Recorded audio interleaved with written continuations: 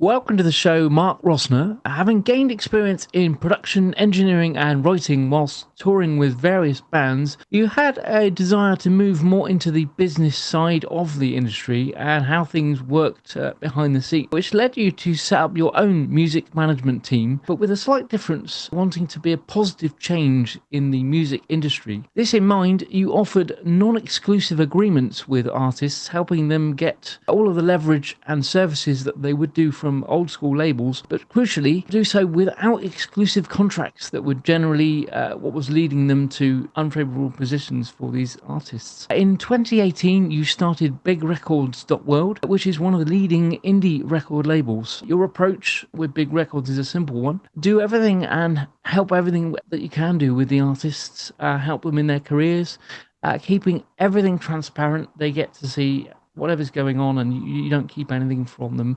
Brilliant to have you on the show, Mark, and please do tell us more. Well, thank you. That intro was really right on point for the last 12 years. It's a condensed version That's it. of life. Going back to 2010, can we remember what the music industry was like in 2010? I mean, Absolutely. how many changes have happened? God. So that was a pivotal time, just taking it from the analog days and the big record companies and all of that. I can remember at the time not being very popular for my thinking, because I was kind of thinking there's something big that's coming and all of these structures are falling apart. So people are naturally saying, how do we get it back? What I did was I said, it's not coming back. We need to look forward. Danica Patrick said something the other day that just was like, you got to look forward. And so that's what I did. And it wasn't popular at the time because, again, there was a lot of structure in place and people trying to hang on to old methods and, the struggle. And for me, I didn't come from a background of Hollywood or the music industry.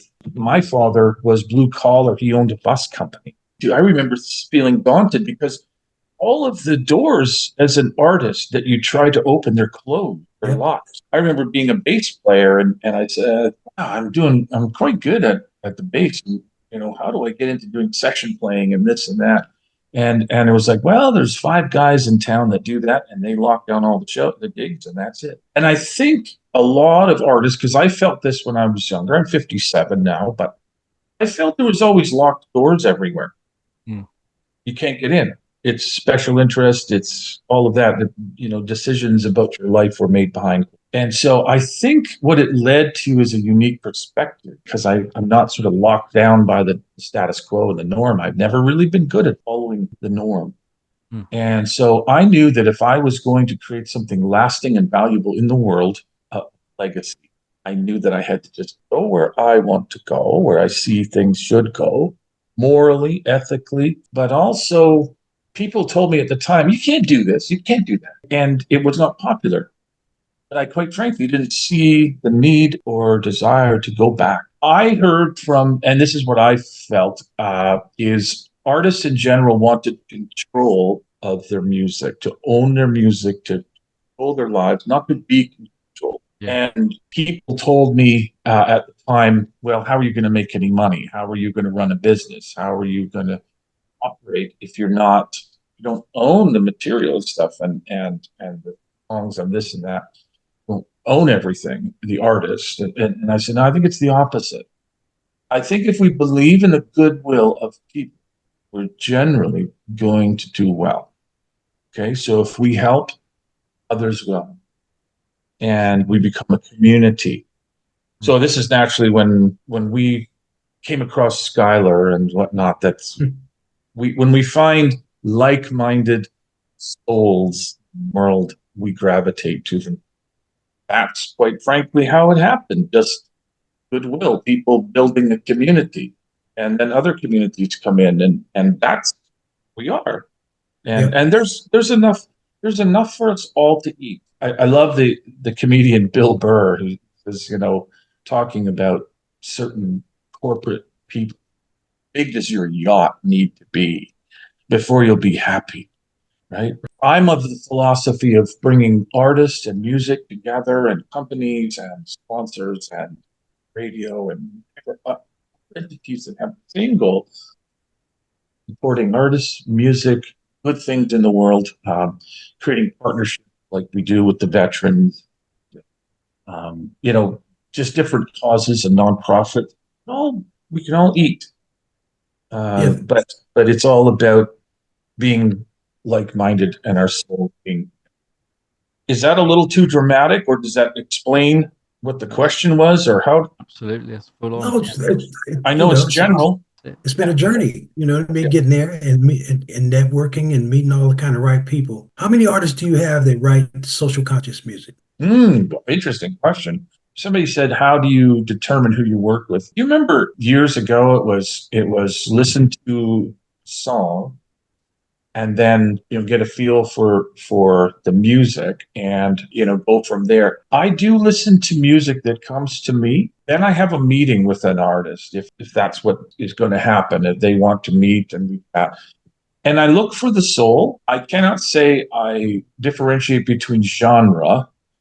um, I look for the soul. I won't work with everybody. I do vet artists on the spirit, the soul of what they're doing, and the music. I stay away from getting too deep into production style. But music is like, it touches people in different ways. So as we work with artists that are on our roster, but also artists that are on, say, with many different labels, agents, managers, Live Nation artists, all and everything in between. I would say directly we have 50 to 70 artists around the world that we're working with. And socially conscious, I would have to say a high percentage of the artists are very socially conscious. They're just not always aware how to go about, like, I want to make a change. I do get artists that have great music and it's just about the music and they don't have any other agenda and whatnot, and that's okay for them. I always try to teach, though, that it is conducive to good business, and giving back to the world actually does bring more in return. One thing I'd love, something I read here, that you call your label the Swiss Army knife of the music business, which I just want to, maybe you can explain to our listeners what it is you mean by it. I think I know what you mean by it, but please do explain what you mean by that. Sure. When I started, as in any journey, you have an idea. And you can't honestly say at the beginning of your idea that you know exactly where you're going. You have to have the right heart for what you're doing, because that will lead to passion and hard work. But the key thing I learned at one point, after struggling for a few years to find myself, how do I implement my idea? I learned a simple fact that everyone knows, that good people bring good people.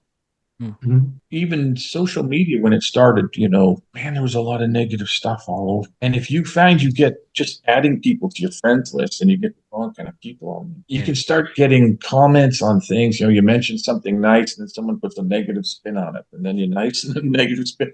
And it takes a while to weed that out of your life, personally and professionally. Getting the people around you, that's when it changed for me. Adding good people.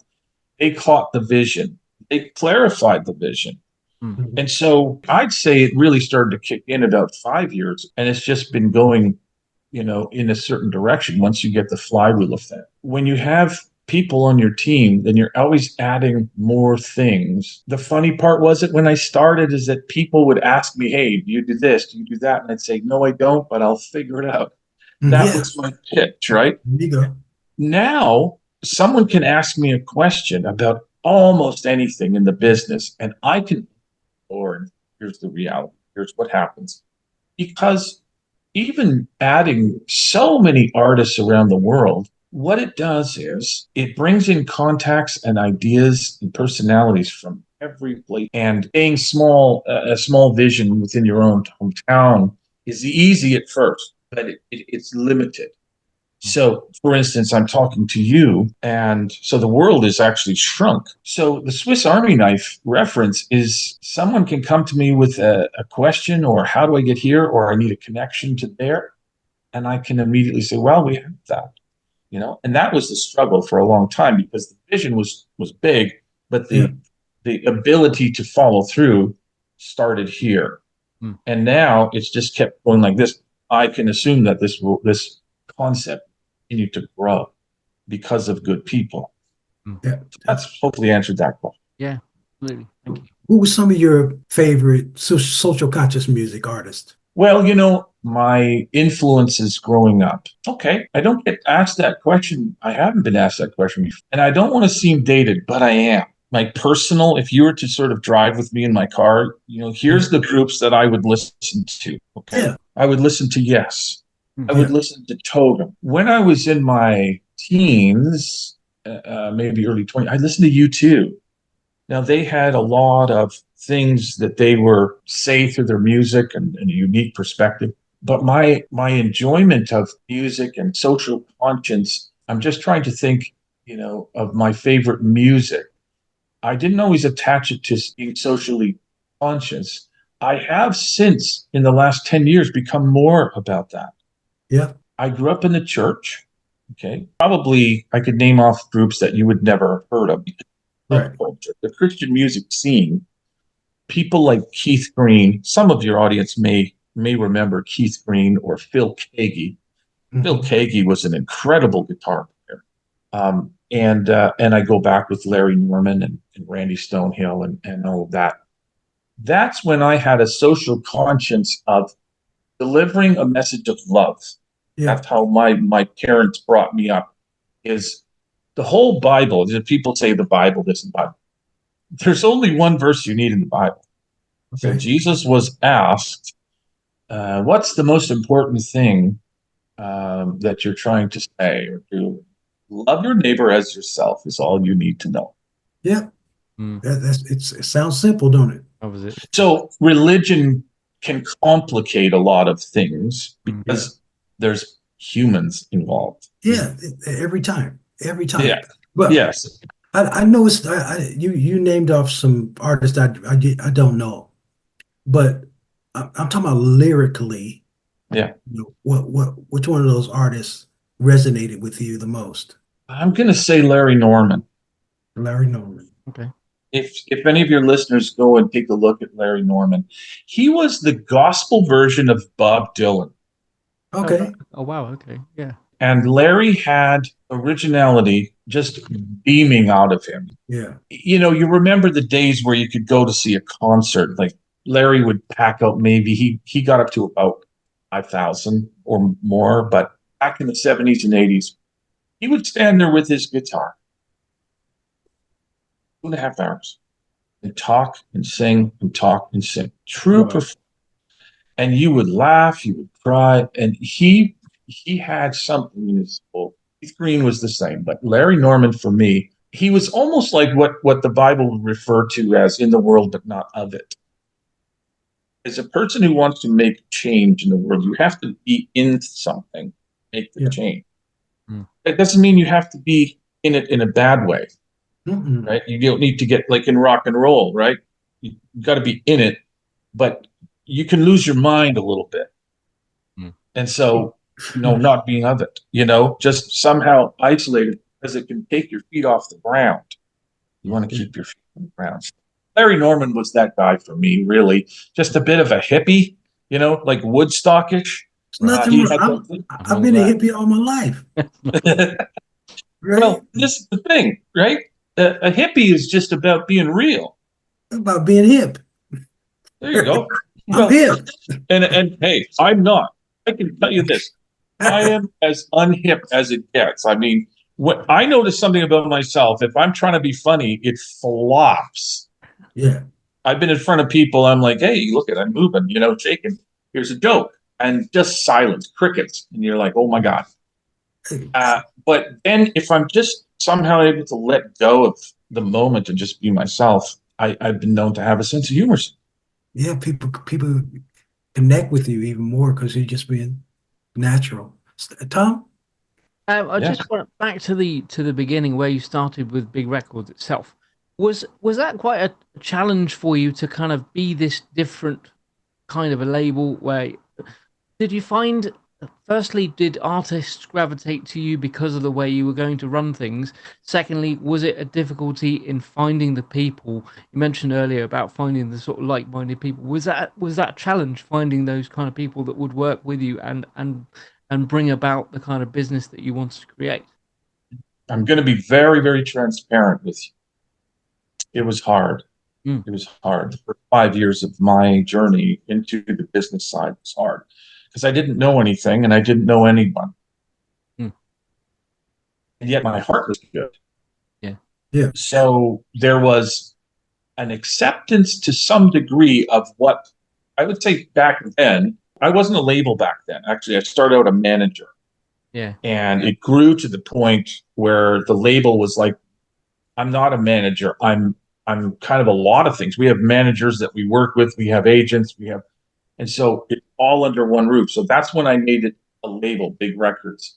But at first, I had a lot to learn in business, and I had a lot to learn about the music business, and I needed connection. What I was doing was really telling people, here's my idea.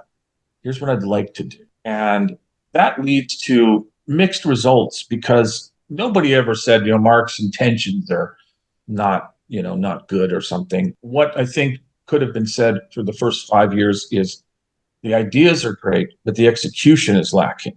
Right. But I started out by charging a small amount, which is my way of saying I want to over deliver instead of, and then fizzling. I still keep my prices very low for things. I don't want to ever get to the point where talented people don't have, and there's my little dog now saying hello. So business costs money and there has to be revenue as well. Now the rest of it is always changing, and you've got to somehow create stability and growth and build the idea and the connections at the same time. So to answer your question, the first 5 years I look back at it as it was horrible. It was a horrible thing because I don't think that the world was ready for what I was doing. Plus, I wasn't, at the level I needed to be. There's no way of getting around being an adolescent. You go through that period of development and, you look back at yourself in pictures, you've got pimples and you kind of look funny and whatever is happening in adolescence. And this is where the biggest part of industry and life comes in is grace. I have had situations where something didn't work out very well and I needed grace. Also had to extend that grace. But that's what we need in this world is grace. Yeah. And we'll all need it at some point, and then we extend it to others. And there's not really a reward for treating people properly when they treat us properly. It's more about when something doesn't go right, how do you react? Yeah. And that's sort of what I've tried to learn. And artists have come into my roster that have taught me these lessons. There's some brilliant business people out there who are artists, and there's so much learning going on. That's why I love it. I love this business in that way. Don't you feel that? Yeah. I totally feel it. And listen, thank you. We're going to have you back, right? Yeah, there's loads. But listen, bless you for the privilege of your time, my brother. Thank you, Mark. And Tom's going to get all your information so we can push it on for Big Records. Okay? Yeah. I appreciate both of you. Thank you. Thank you. Just want to know again for our listeners what social media maybe and obviously the website that people can go to and see what Big Records are up to, what kind of artists you guys have got, and basically what you've been doing. If you could just tell us how people can... Sure. So anyone can email me at mark@bigrecords.world, and you can go on the internet and see bigrecords.world, punch it in, and that hard to keep a website up to date. Things are happening so quick, but that gives you a bit of a brief look at what we're doing. Okay, fantastic. Man, thanks so much, my brother. Thanks, all right. Blessings to you. Take care. Music can save the world. Music can save the world. If we all get together, music can save the world. Yeah. Music can save the world. Music can save the world. If we all come together, music can save the world. There's an urgency facing our humanity. Thank you so much for watching To stay up to date, please click subscribe and hit the bell. You can also join our group on Facebook and find us on LinkedIn and Instagram.